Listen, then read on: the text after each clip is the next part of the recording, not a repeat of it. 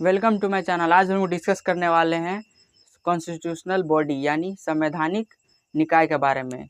इसमें हम लोग डिस्कस करने वाले हैं चुनाव आयोग के बारे में, यानी चुनाव आयोग के बारे में हम लोग डिस्कस करेंगे। जो आर्टिकल कौन सा है, 324 से 329 के बीच में चुनाव आयोग को हम लोग पढ़ते हैं। आइए जानते हैं इसमें क्या क्या है।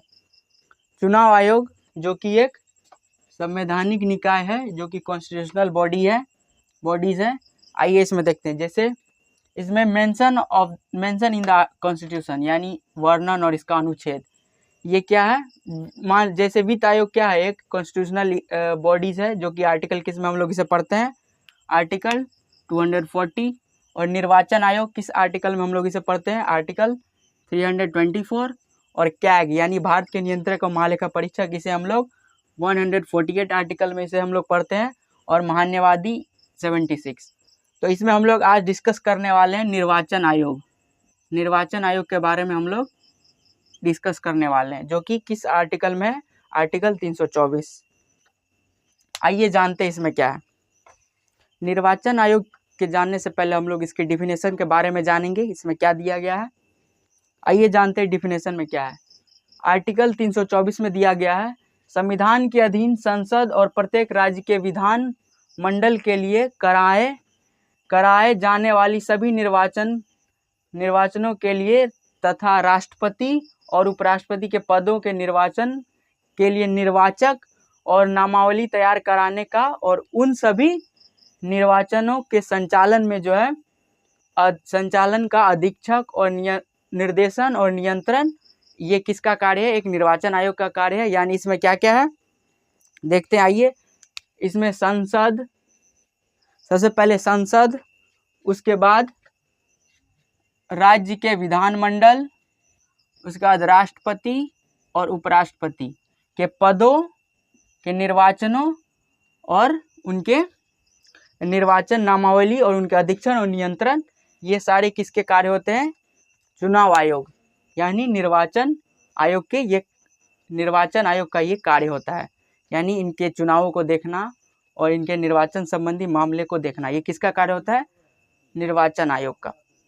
आइए जानते हैं इसमें क्या दिया गया है। सबसे पहले ये किस भाग में, संविधान के किस भाग में पढ़ा हम लोग इसे पढ़ते हैं और किस आर्टिकल में हम लोग पढ़ते हैं, संविधान के भाग 15, भाग 15।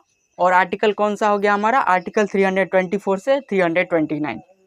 यानी चुनाव आयोग को हम लोग भाग 15 और आर्टिकल 324 से 329 के बीच में हम लोग पढ़ते हैं।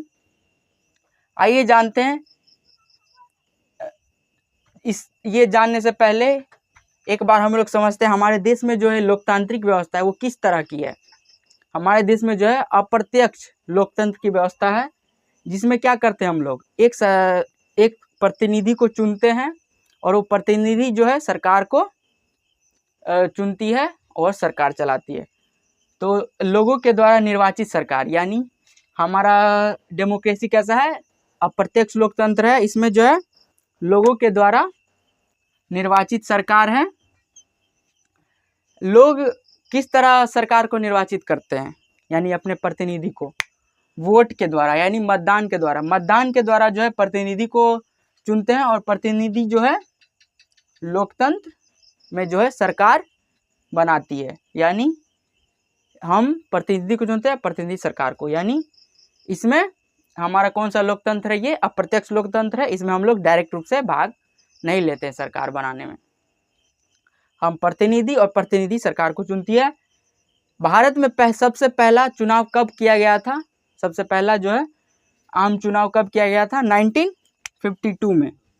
यानी फर्स्ट जनरल इलेक्शन कब किया गया था, 1952 में सबसे पहला इलेक्शन किया गया था, यानी आम चुनाव। आइए जानते हैं अब आर्टिकल 324 से 329 के बीच में क्या क्या है और इसमें क्या क्या चीज़ें वर्णित है। आइए जानते हैं इसमें क्या है। सबसे पहले आर्टिकल 324 में क्या है, आइए जानते हैं। इसमें है चुनाव का अधीक्षण, निर्देशन और नियंत्रण चुनाव आयोग में निहित है। यानी चुनाव के निर्देशन, उसका नियंत्रण और चुनाव आयोग में ही ये निहित होता है। यानी चुनाव आयोग का ही ये कार्य होता है, चुनाव को देखना और और किस तरह से चुनाव होना चाहिए और ये किसका कार्य होता है, चुनाव आयोग का। ये किस आर्टिकल में, 324। उसके बाद आर्टिकल 325 यानी 325 में क्या है, आइए जानते हैं। इसमें धर्म जाति लिंग के आधार पर जो है किसी भी व्यक्ति विशेष को मतदाता सूची में शामिल न करने और इसके आधार पर मतदान के लिए अयोग्य नहीं ठहराने का प्रावधान। यानी हम लोग जो है धर्म जाति या लिंग के आधार पर किसी भी व्यक्ति को कोई विशेष दर्जा नहीं दे सकते हैं, मतदाता सूची में कोई विशेष दर्जा नहीं मिल सकता, नहीं इसके आधार पर उसमें भेदभाव किया जा सकता है कि वो एक छोटे जाति से तो वो मतदान नहीं लड़ सकता, ऐसा कोई भी प्रावधान नहीं है। ये किस में है, आर्टिकल 325 में। उसके बाद हम लोग जानेंगे आर्टिकल 325 के बाद 326 यानी 326। इसमें क्या है, आइए जानते हैं। इसमें लोकसभा और राज्यों की विधानसभाओं के चुनाव वयस्क मताधिकार पर आधारित होंगे। यानी राज्यों के विधानसभा और लोकसभा, यानी लोकसभा और विधानसभा के जो मतदान होंगे वो यानी उनके चुनाव जो होंगे वयस्क मताधिकार के आधार पर ही निर्धारित किया जाएगा। यानी हमारे देश में वयस्क मताधिकार की आयु कितनी है, 18 वर्ष। पहले कितनी थी, 21 वर्ष, उसको घटा करके 18 वर्ष की गई। तो अभी वर्तमान में मतदान की वयस्क आयु की कितनी रखी गई है, 18 वर्ष। तो यानी 18 वर्ष से ऊपर के या 18 वर्ष से ऊपर के ही व्यक्ति इस चुनाव में शामिल हो सकते हैं, यानी वयस्क व्यक्ति ही चुनाव में भाग ले सकते हैं। ये किस आर्टिकल में है, आर्टिकल 326। उसी तरह आर्टिकल 327 में क्या है, आइए जानते हैं। इसमें विधानसभाओं के चुनाव के संबंध में प्रावधान करने की संसद की शक्ति। यानी विधानसभा के जो चुनाव होते हैं उसके संबंध में जो भी कोई अगर प्रावधान करना चाहेगी संसद तो वो कर सकती है। ये किस आर्टिकल में है, आर्टिकल 327। ये आर्टिकल 327 शक्ति प्रदान करती है संसद को, जो विधानसभा की जो चुनाव होती है उसमें अब चुनाव के संबंध में कुछ प्रावधान कर सकती है। ये किस में है, आर्टिकल 327। उसके बाद 328 में क्या है, आइए जानते हैं। इसमें किसी भी राज्य के विधानमंडल के लिए निर्वाचनों के संबंध में उपबंध करने की उस विधानमंडल की शक्ति।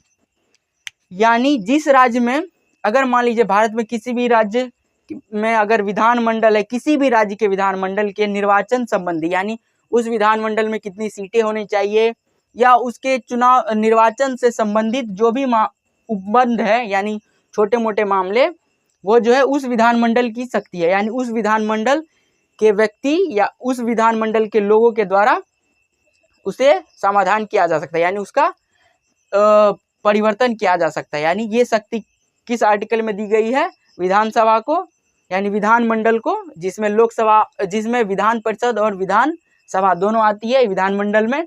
ये किस में है, आर्टिकल 328 में ये शक्ति प्रदान की गई कि विधानमंडल के निर्वाचन से संबंधित जो भी मामले हैं वो उस राज्य के विधानमंडल वो उपबंध देख सकती है और अपने अनुसार उसे परिवर्तन कर सकती है। ये किस में है, आर्टिकल 328। उसी तरह आर्टिकल 329 में क्या है, चुनावी मामले में जो है अदालतों के हस्तक्षेप पर रोक।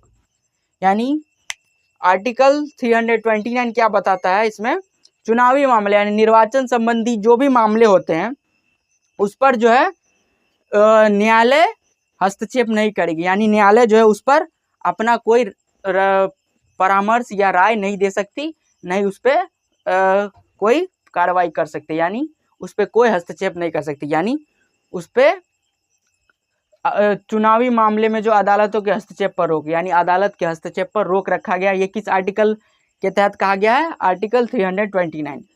तो ये था हमारा 324 से 329 आर्टिकल। आइए एक शॉर्ट में जान लेते हैं इसमें क्या क्या है। हम लोगों ने पढ़ा आर्टिकल 324 सबसे पहले क्या बताता है, चुनावी अधीक्षण निर्देशन और नियंत्रण संबंधी मामले। ये किस में निहित है, आर्टिकल 324। और आर्टिकल 325 में क्या निहित है, धर्म जाति लिंग के आधार पर किसी में भेदभाव नहीं किया जाएगा, न ही भेदभाव नहीं किया जाएगा, न कि उस आधार पर मतदान देने पर अयोग्य नहीं ठहराने का प्रावधान। यानी कोई भी व्यक्ति के लोग मतदान दे सकते हैं और कोई भी व्यक्ति के लोग चुनाव में खड़े हो सकते हैं। ये किस में है, आर्टिकल 325। उसी तरह आर्टिकल 326 में क्या है, लोकसभा और राज्यों की विधानसभाओं के चुनावी वयस्क मताधिकार, यानी वयस्क मताधिकार के आधार पर लोकसभा और विधानसभा के चुनाव होंगे। 21 में आर्टिकल 326। और आर्टिकल 327 में क्या है, विधानसभा के चुनाव संबंधी मामले जो है के संबंध में जो है संसद उसमें परिवर्तन कर सकती है, यानी संसद उसमें कुछ प्रावधान कर सकती है। ये किसमें है, आर्टिकल 327। और आर्टिकल 328 में क्या है, किसी भी राज्य के विधानमंडल जो है अपने निर्वाचन संबंधी उपबंध में अब परिवर्तन कर सकती है, यानी उस राज्य के विधानमंडल के द्वारा उसमें परिवर्तन कर सकती है। ये किसमें है, आर्टिकल 328। उसी तरह 329 में क्या है, चुनावी मामले में जो है अदालत का हस्तक्षेप, यानी न्यायालय का उस पर रोक रहता है, यानी न्यायालय का हस्तक्षेप रहता है। ये किसमें है, आर्टिकल 329। तो ये था हमारा चुनाव आयोग के बारे में आर्टिकल। आप लोगों को ये पसंद आया तो प्लीज़ लाइक, शेयर और सब्सक्राइब कीजिए। मिलते हैं इसके नेक्स्ट वाले वीडियो में डिटेल टॉपिक के साथ, चुनाव आयोग की स्ट्रक्चर, उसके कार्य और सारे अन्य कार्यों के बारे में इसके नेक्स्ट वाले वीडियो में हम लोग जानेंगे। Thank you for watching this video.